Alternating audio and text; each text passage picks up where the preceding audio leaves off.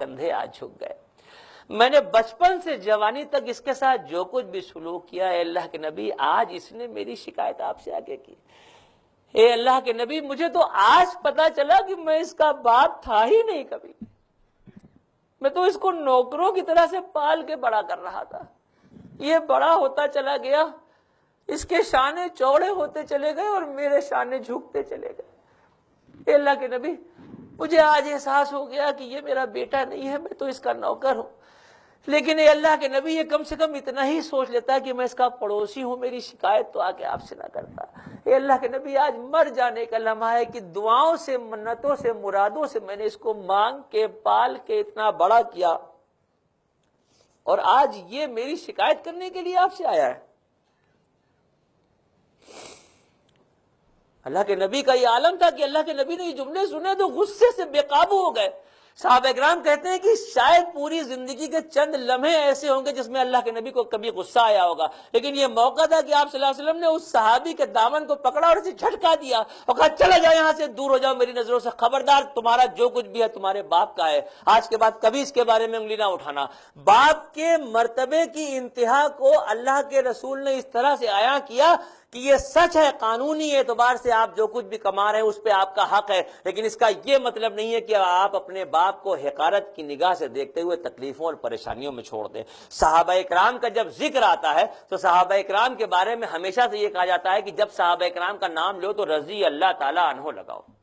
اس کا مطلب کیا ہوا کہ اللہ ان سے راضی ہو گیا.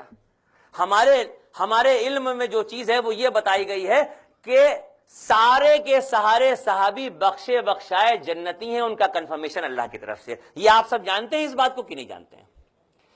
ایک خاتون اللہ کے نبی کی خدمت میں حاضر ہو رہی ہیں, تصور کیجئے گا, وہ منظر دیکھے گا, نظارہ آپ کو دکھے گا. ایک خاتون اللہ کی خدمت میں حاضر ہو رہی ہیں, وہ کہتی ہیں اے اللہ کے نبی میرے شوہر کا نام القبہ ہے, آپ کا صحابی رسول ہے. بیوی کہہ رہی ہیں اللہ کے رسول سے اے اللہ کے نبی میرے شوہر کا نام القبہ ہے, صحابی رسول ہے, نمازوں کا پابند ہے, نیک عمل کرنے والا ہے, لوگوں سے اچھے سے بات کرتا ہے, لیکن اس وقت وہ بے انتہا شدت کی تکلیف میں مبتلا ہے اور اس کو موت نہیں آ رہی ہے. آپ صلی اللہ علیہ وسلم نے فرمایا کہ اس کے ماں باپ میں کوئی زندہ ہے, تو معلوم ہے باپ کا انتقال ہو چکا ہے, ماں زندہ ہے. ایک صحابی کو حکم ہوا کہ جاؤ اس کی ماں کو بلا کے لاؤ, اس کی ماں سے کہنا کہ اللہ کے نبی نے بلایا ہے, وہ آتی ہے یا میں وہاں پہ چل کے جاؤں. بوڑھی عورت کو یہ پیغام ملا تو اس نے کہا یہ تو میرے نصیب جاگے کہ اللہ کے نبی نے مجھے یاد کیا ہے, میں خود چلتی ہوں, اللہ کے نبی کہاں یہاں تشریف لائیں گے. وہ خوشی خوشی اللہ کے نبی کی خدمت میں آ گئی. اسے نہیں پتا کہ کیوں بلایا جا رہا ہے, کیا معاملہ ہے. جب وہ بوڑھی عورت اللہ کے نبی کے سامنے آ کے کھڑی ہوئی, آپ صلی اللہ علیہ وسلم نے پوچھا کہ القبہ تمہارا بیٹا ہے؟ کہا یا رسول اللہ میرا بیٹا ہے. کہا تمہیں معلوم ہے کہ وہ اس وقت کس تکلیف میں مبتلا ہے؟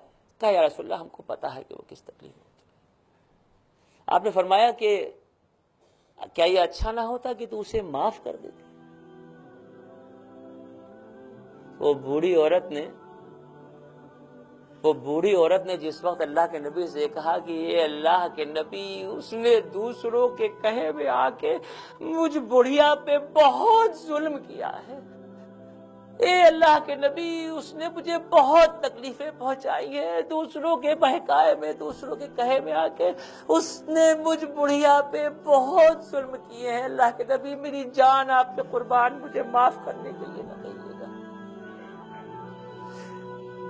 دکھوں کی یاد سے اس عورت کا چہرہ پنج مردہ ہو گیا, دکھوں کی یاد سے وہ چھلک کے رو پڑی تھی. عجیب سی کیفیت تھی.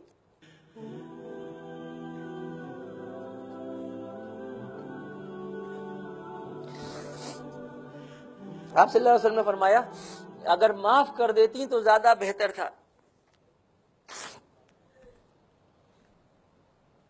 اس عورت نے کہا کہ اللہ کے نبی میری جان آپ پہ قربان, میں آپ سے ہاتھ جوڑ کے گزارش کرتی ہوں آپ کچھ بھی کہہ دیجئے ہم کرنے کو تیار ہیں, مگر مجھے معاف کرنے کے لیے نہ کہیے گا. اس کے دکھوں کو, اس کی تکلیفوں کو میں بھلا نہیں سکتی, اور جب میں بھلا نہیں سکتی تو میں معاف بھی نہیں کروں گی.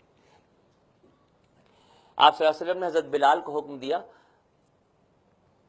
جاؤ سوکھی لکڑیاں جمع کر کے لاؤ, ان لکڑیوں میں آگ لگاؤ, جب شعلے بھڑکنے لگیں, آگ جل اٹھے تو اس کے بیٹے القبہ کو اس آگ میں ڈال دو. صحابی رسول کا ذکر ہو رہا ہے، کسی جوانی شرابی کی بات نہیں ہو رہی ہے، اس بات کو دل میں رکھیے گا۔ جیسے یہ جملہ سنا کہ جلتی ہوئی آگ میں اس بیٹے کو ڈالنے کی بات ہو رہی ہے تو ماں کی چیخ نکل گئی، اس نے کہا یا رسول اللہ آپ میرے بیٹے کو اس آگ میں ڈال دیں گے؟